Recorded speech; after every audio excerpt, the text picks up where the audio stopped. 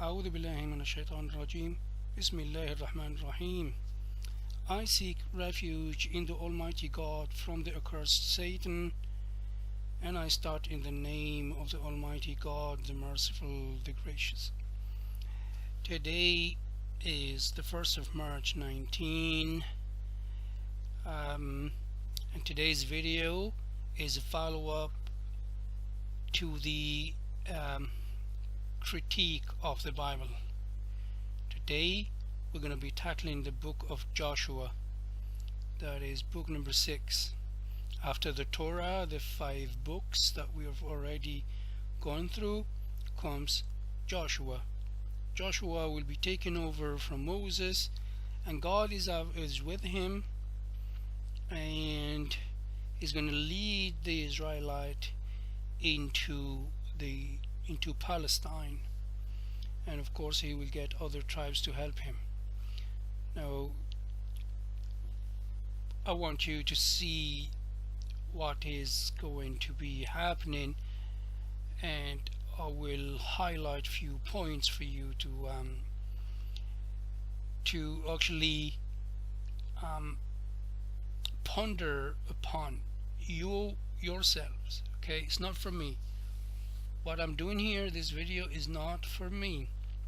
I've read the Bible a number of times, and I've seen many things which caught up my attention, so I thought I will share this with you without offense and without disrespect. I just want us to go through it and read it critically. So without further ado, here's the book of Joshua. I'm going to show you where I got it from. As usual, Joshua chapter 3. You read the first chapter, second chapter, and third, and then you get to a point where the Israelite, led by Joshua, they have to cross the river Jordan. So in order to cross the river Jordan, and of course this is the flooding of the season of the river, it's going to be very hard to cross it. They had no boats, no ships, nothing. They had to walk. Okay, so what's going to happen in here? By the way, so you would know, I'm not telling you stories. As you can see, chapter 3 verse 15 says that the Jordan is at flood stage. So of course there are a lot of water coming down, going to the sea. That's the Dead Sea. So they need to find a way to cross. So according to Joshua, the Lord told him to tell the priests to walk into the river. Okay, well, and of course they will be carrying the ark. I don't know what performed this miracle, whether it's the ark, or it's God, or it's the priests, or what. But anyway, so what happened is the priest will go into the river, okay, and the water from upstream stopped flowing, and it piled up in a heap a great distance away. Okay, now does this remind you anything? Does this ring any bells? I hope someone guessed it, but this is what, or similar to what Moses did with the Red Sea. But he had the staff and he had God with him. He's a messenger of God. But these guys, they go in and they don't even, their feet don't get wet. And then the whole nation went through, the whole Israelite and other 3 they're cousins from the other 3 tribes that were there, like the Reubenite and the others. So I wonder who's greater in here. Moses had God with him, and he had a staff and all that, so he split the sea in two. These guys here are only priests, and they got the water to stop in a great heap, or in a heap a great distance away.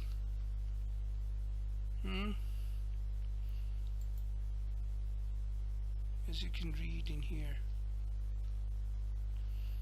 So the people crossed over opposite Jericho. Yeah. Alright. This is just something to highlight. You can check it yourself. My point, I know some people will say, what is your point? My point is Moses and these guys are the same. These guys are not prophets or messengers or anything. They walked on the river and it dried up, and the water stood up in a heap, though it was flood stage or season. So it's amazing. It is amazing. I am amazed. If this is true, then there was people like Moses. They didn't have to be Moses. Okay, let's move on. Wait. What? Circumcision? Again? What? Joshua chapter 5 verse 2. At that time the Lord said to Joshua, make flint knives and circumcise the Israelite. Again, what is he going to get? We all know circumcision the first time, though, as the Jews do and the Muslims. Day 8, they circumcise. They take, of course, they cut the foreskin. Now, what is he going to take? What? I don't understand it. Is he going to cut their male organs or what? Circumcise the Israelite again. What on earth is happening here? Okay, I would love to hear from you, Christian Prince or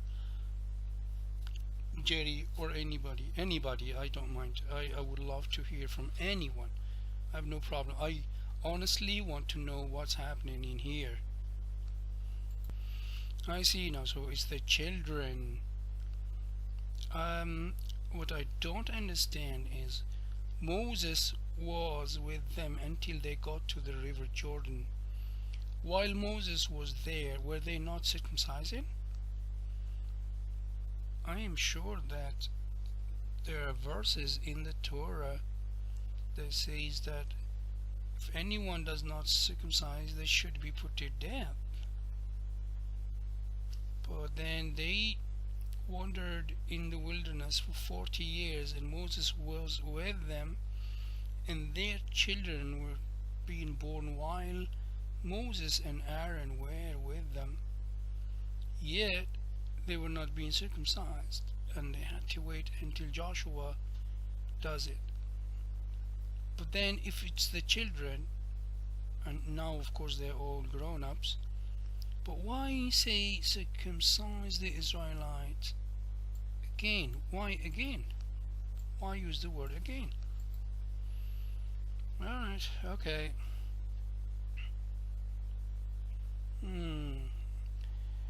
Anyway. This one here is a bit peculiar. Of course, it's the fall of Jericho. What's going to come later is a bit horrific, or horrifying, but I just want to understand this bit So I'm gonna be reading, and I want you guys, if you can help me understand it. Now then, Joshua was near Jericho. He looked up and saw a man standing in front of him with a drawn sword in his hand. Joshua went up to him and asked, "Are you for us or for our enemies?" "Neither," he replied, "but as commander of the army of the Lord I have now come." So this man here is the Lord of is the commander of the army of the Lord. Okay, let's say he is an angel, because later on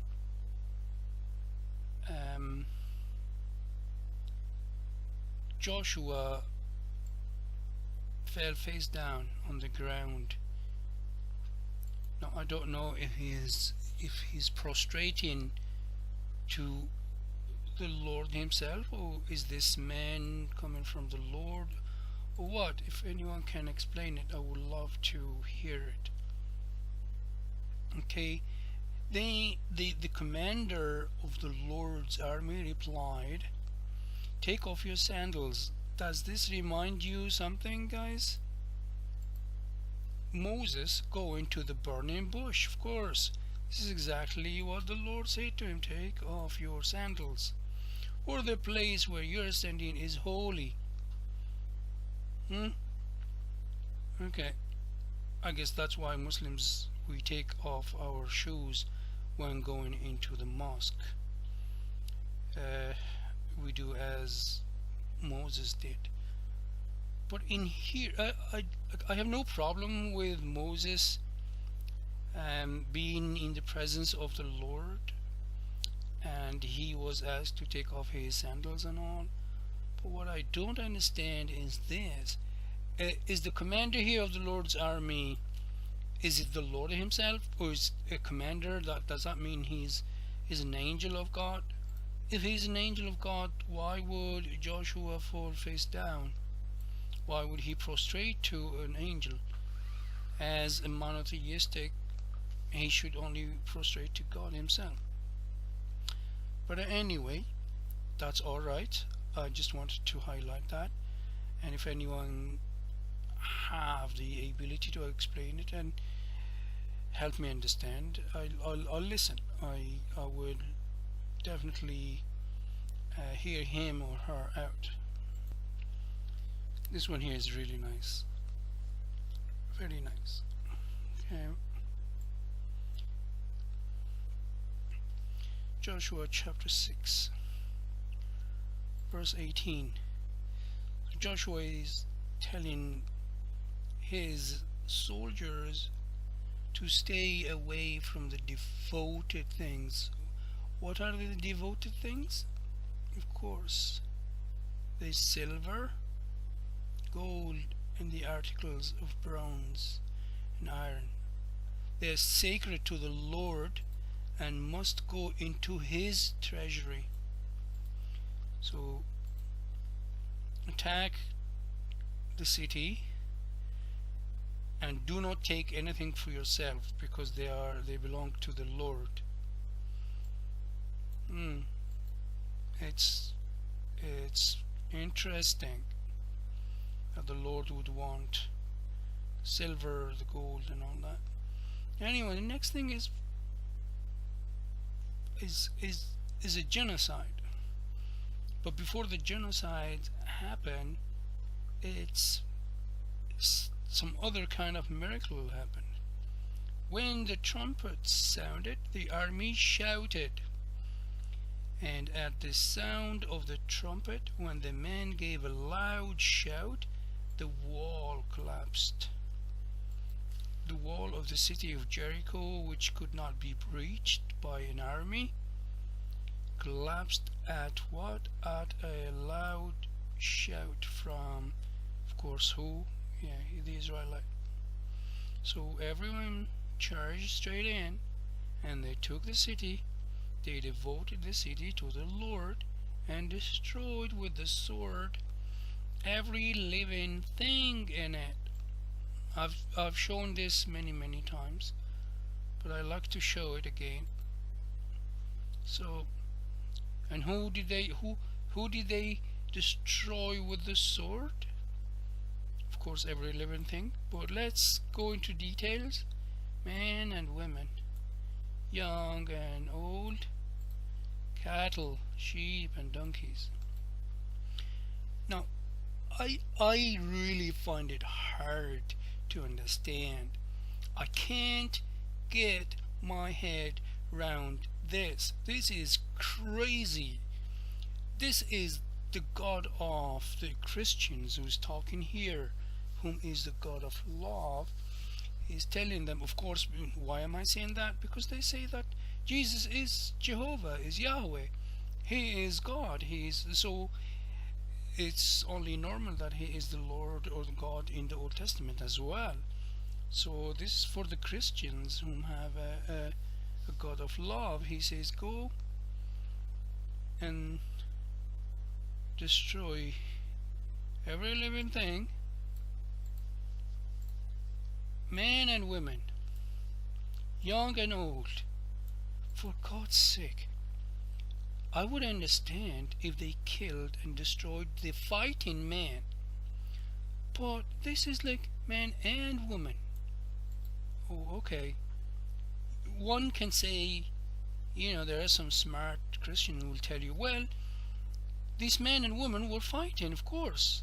Yeah, we know that women can go into the military. Okay, that's nowadays, but then there was no woman in the army. But anyway, leave this out of it. But then he says young and old. Okay, men and women, young and old, they can fight. But what about the cattle? Why would you go and kill the cows? For God's sake, take them, eat them, buy them, sell them, keep them, use them. Why kill cows? Oh, sheep. Why destroy the sheep and donkeys? I've seen everything in the Bible, in the Old Testament.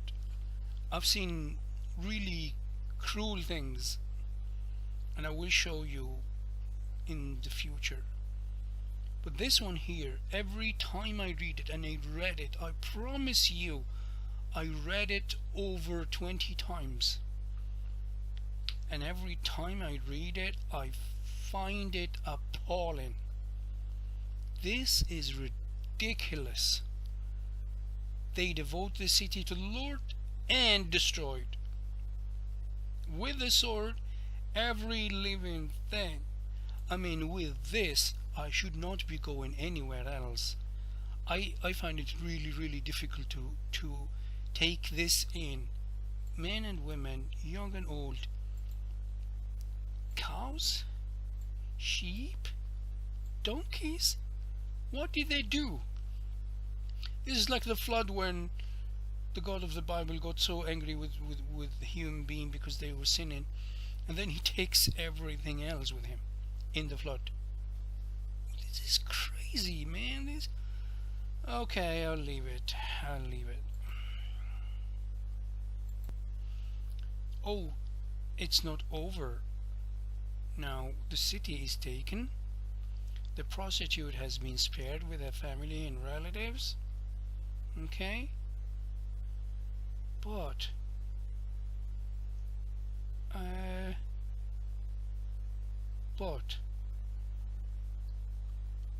read this.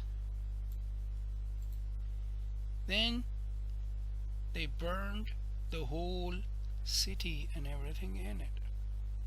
So after killing men and women, young and old, cattle, sheep and donkeys, they burned it. What is this? What is happening here? So when they killed them, they burned them now. Okay, doing themselves a favor, of course, so there will be no diseases. I cannot believe the atrocity.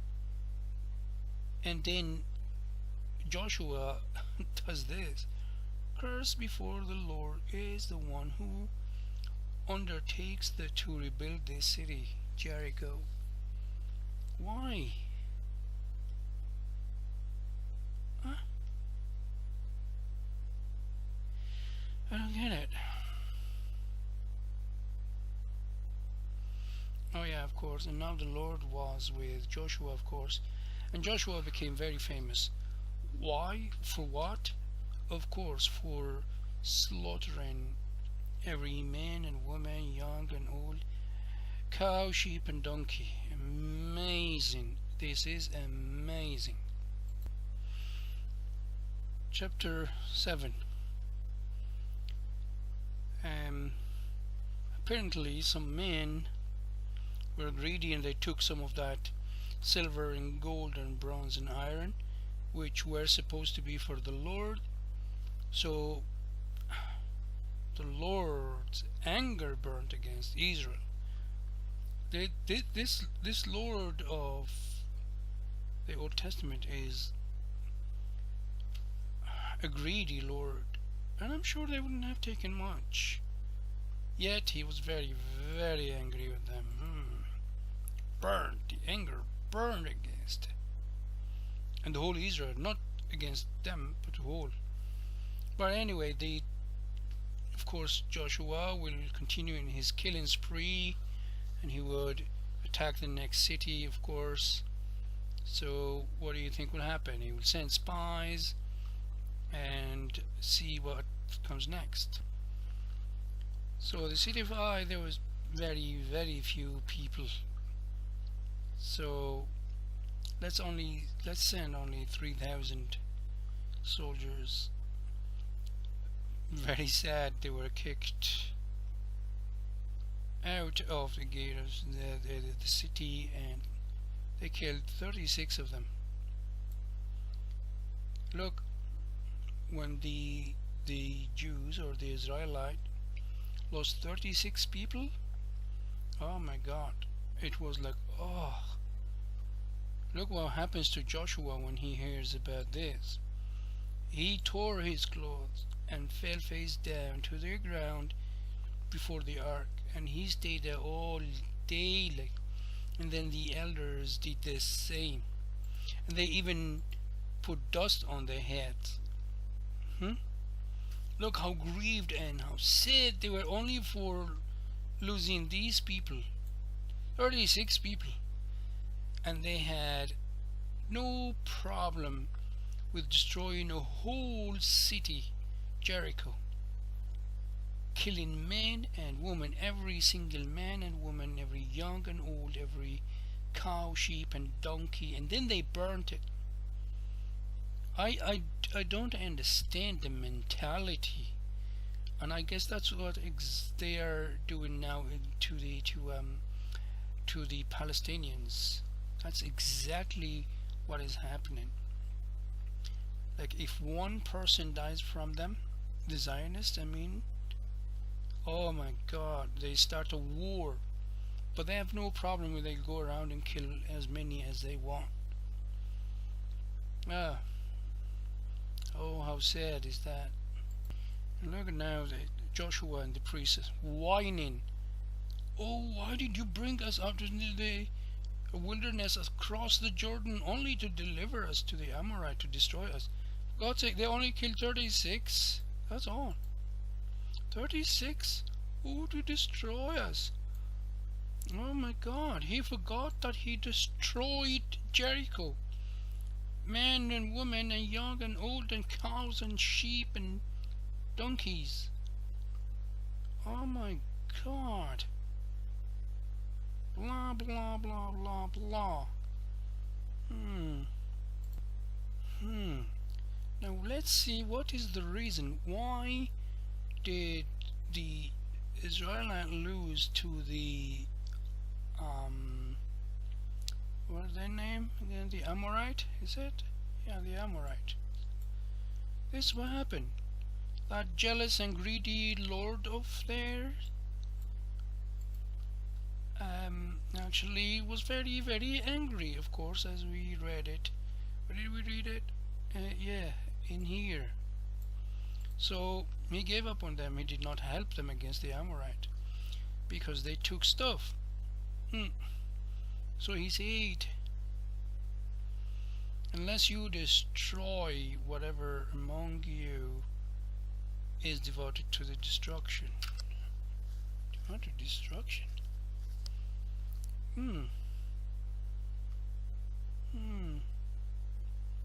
Guys, I'm giving you a chance to read, and I'm reading too.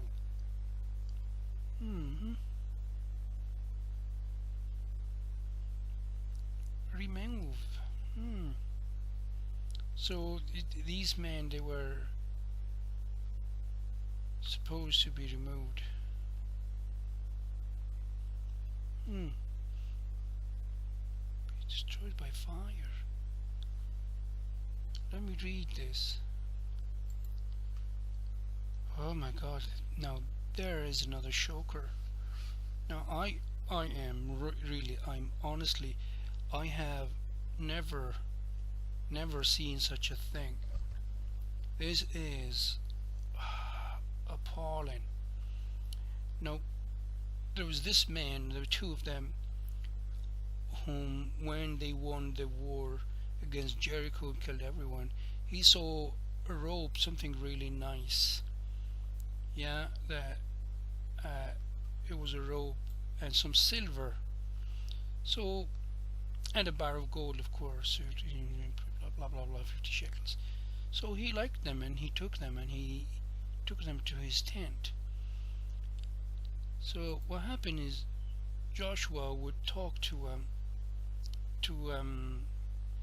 this guy here who took the stuff, and he would say, look, so nicely son, blah blah blah, tell me what you've done, do not hide it from me. Okay. And Chan or Achan comes out clean.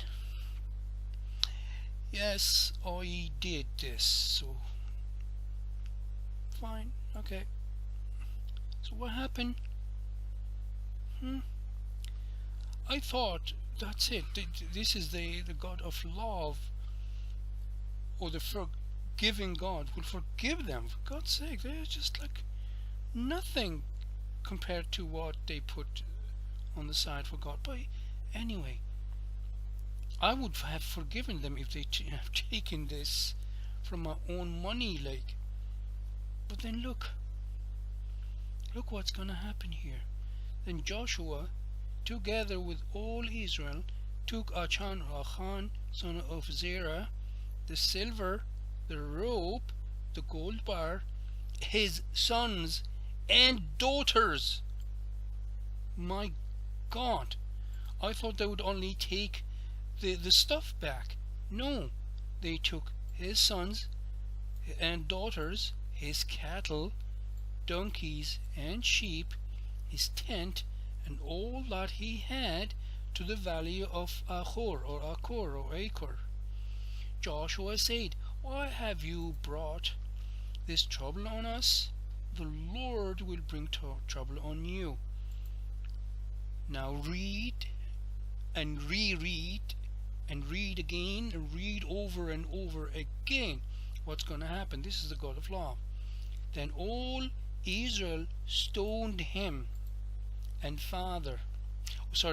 after they had stoned the rest, meaning his sons, daughters, cattle, donkeys and sheep. This is crazy. This God is a maniac.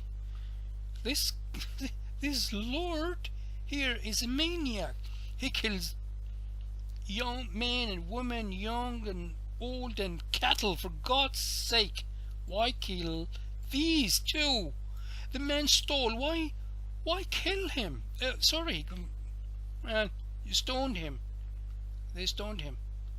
Fine, why kill the cows, donkeys and sheep? And the tent as well. Oh my God. Stoned the rest. They burnt them. They killed them and they burnt them.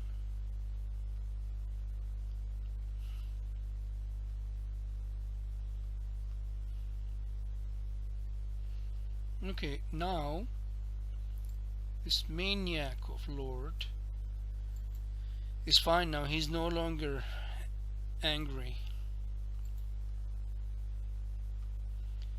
Amazing. This is the worst thing. And Christian Prince and his friends, they come to us and say, oh, Quran is full of killing. My God, have you even read this? Crazy. These are crazy stuff. I'll move on. Yeah, chapter 8, more destruction. I destroyed. This is crazy. I mean it. This is crazy. I think the book of Joshua is the bloodiest book ever in history. Ever. It's amazing. You who is listening now, or you who are listening now watching this video, do not take my word. Take your Bible, bring you the book, and read from it. Just in case I am making this up or this is one of my websites, please take a read.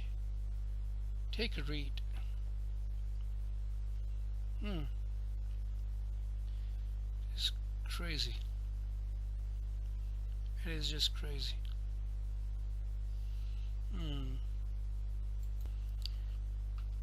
Next one on the list to be destroyed. These people here in Jerusalem. So the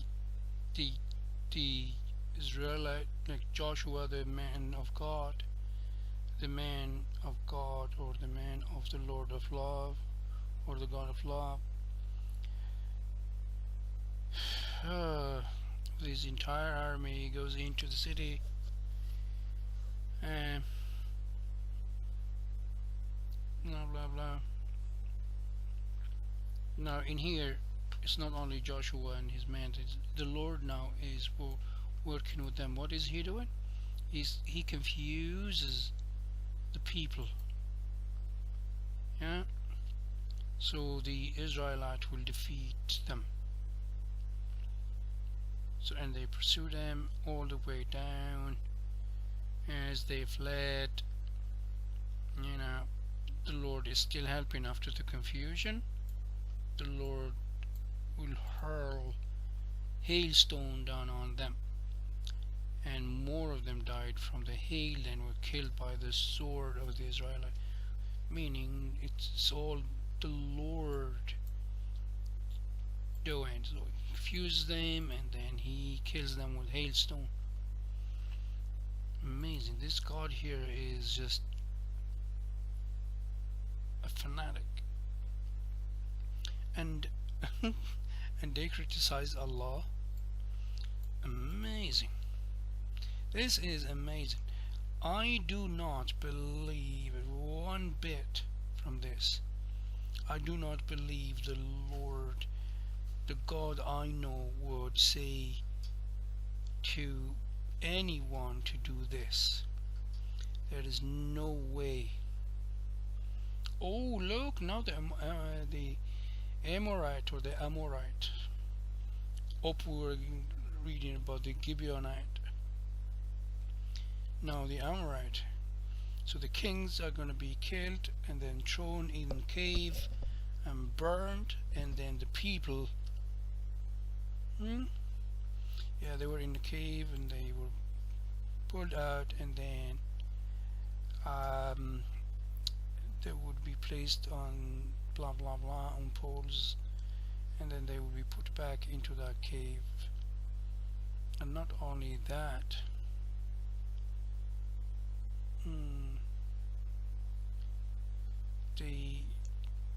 everyone will be killed. Now, of course, the southern cities will be conquered. It's not an invasion or killing of innocent people who did nothing to them. Now these are the Jews or the Israelites coming from Egypt, if they had any problem, it had to be with anybody. It had to be the Egyptians. So they should have gone with that Ark of Covenant, that mass destruction weapon, to the Egyptians and Pharaoh. They should have gone there to take revenge and kill the enemies. But instead they're going up to kill the innocent people who had done nothing to them.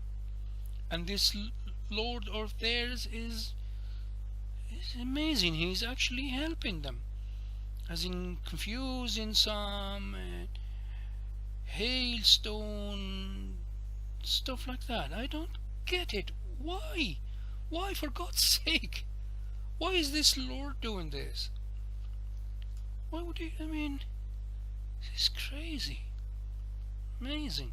Let's see now. So, the Makeda. Okay. So he kills this king. Of course, he put him to the sword and totally destroyed everyone in it. What? He left no survivors. Next, it's Libna. You know, they moved from Makeda, which is here, after destroying everyone and leaving no survivors. They go to Libna. The Lord gave blah blah blah blah. Of course, yeah, it's all the Lord. Yeah, yes. And to the sword, they put everyone to the sword and left no survivors. Duh.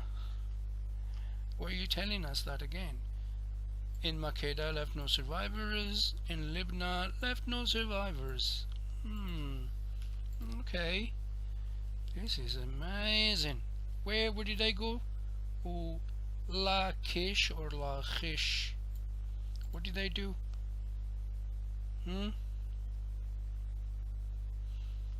No survivors were left. What's the next city? Eglon. Blah blah blah blah blah blah. They put to the sword and destroyed everyone in it. Exactly what they did to Lachish. What does that mean? That means they left no survivor. Whew, what's next? Oh, Hebron. After Eglon, here. After Lachish. After Libna. After Makeda. They went to Hebron. What did I do in Hebron? Of course, they took the city and they put everyone to the sword. Okay. Oh, look! And they left no survivors. It's I don't know why I'm not surprised after reading all this. This is the God of love. So, oh, Dibir. What did they do? Of course, everyone in it totally destroyed. Yeah, and left no survivors. Amazing. Yeah, the whole region, the Negev, western foothills, and the mountain slopes. What did they do? Blah blah blah. Of course, they conquered in one campaign. And of course, it's the Lord. It's the God of Israel. It's amazing. This God is a butcher, and it's not like they just conquered the city and that's fine. It's okay, take the city, fine, but why do this and this and this and this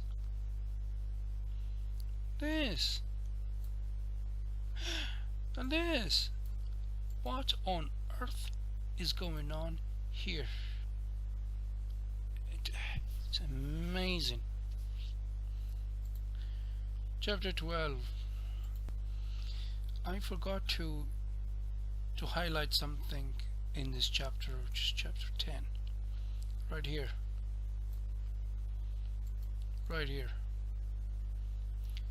So this is what the Lord of Israel did. He got the sun to stand still in the sky until Joshua and his army of butchers kills everyone and leaves no survivors. And then, yeah, you see, they needed light to do the slaughtering. It's amazing, isn't it? Okay, where are we now? Chapter 11. The Northern Kings defeated. Alright, when you hear defeated, alright, they defeated, that's fine. No, there's one more thing. You need to read this bit. Everyone in it, they put to the sword. They totally destroyed them, not sparing anyone that breathed or breathed. And he burned Hazor itself. I don't get it. It seems like a pattern since we started, except for the 3 first chapters in the book of Joshua. Every other bit of it is about killing, destroying, and then burning. Oh man, and it's all, of course, yes, all the Lord. Yeah, because the Lord is going to tell him later, oh, Joshua, don't be afraid, because who is going to do the job? It's him. He will hand them. Slain. And you get people like Christian Prince, David Wood, and Saint Chamon, and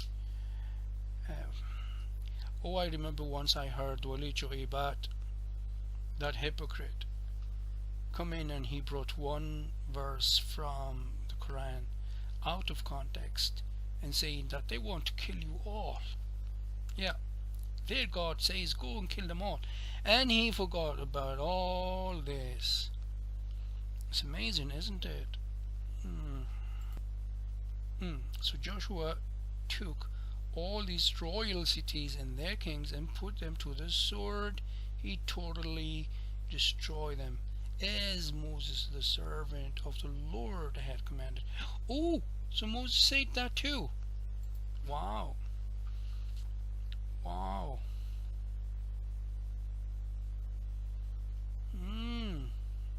Amazing. It is amazing.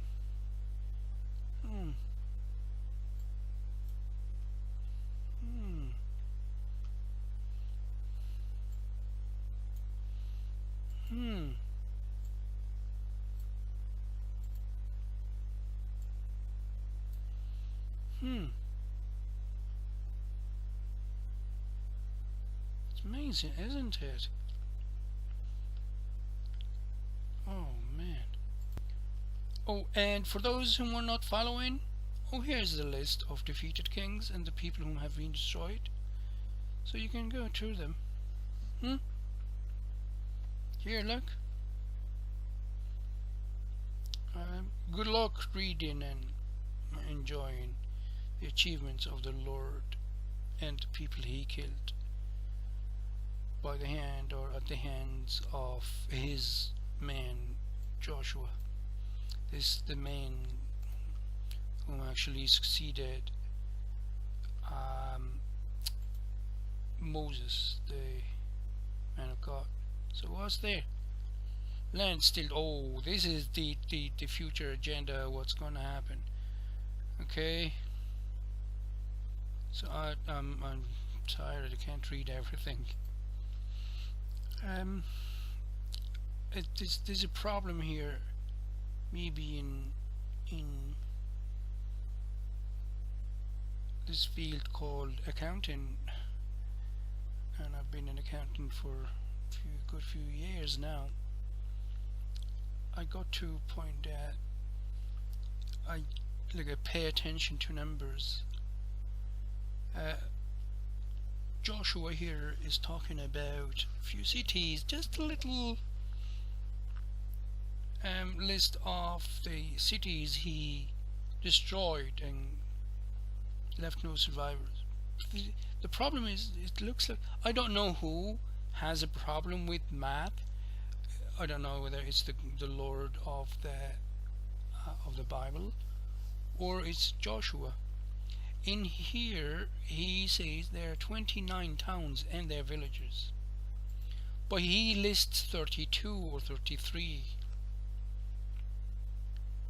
The others are I counted, so they're kind of okay, not too bad at all. But 29, and then if you count, that's 1, that's 2, 3, 4, 5, 6, 7, 8, 9, 10, 11, 12, 13, 14, 15, 16, 17, 18, 19, 20,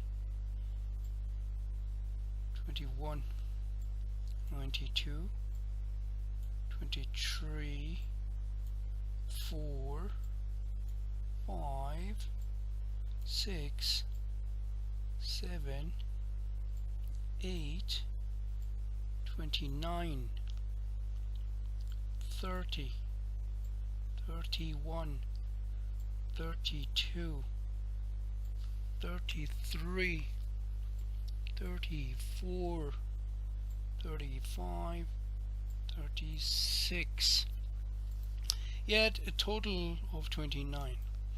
I know some will say, well, he only say 29 town and the rest, the 7 are the villages. Okay, I'll take that, but let's see what he says about the others. He says 14 towns and their villages. So let's see, 14, 1, 2, 3, get out of here, 1, 2, 3, 4, 5, 6, 7, 8, 9, 10, 11, 12, 13, 14.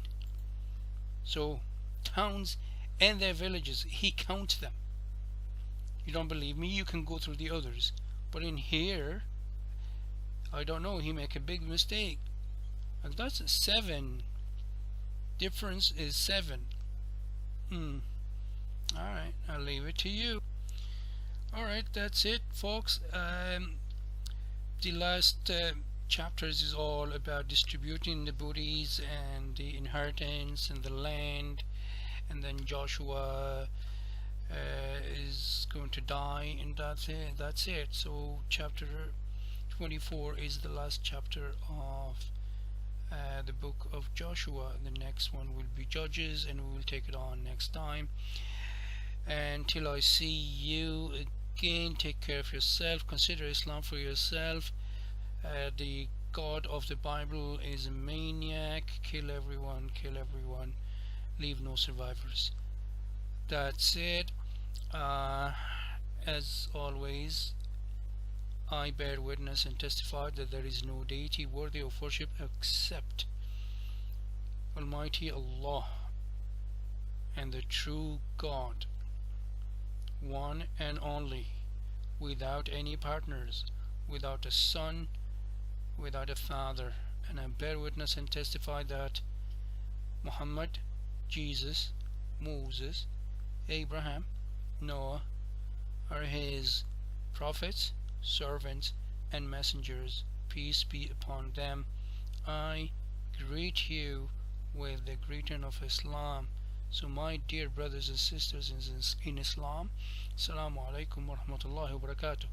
My dear brothers and sisters in humanity, Assalamu alaikum. See you next time.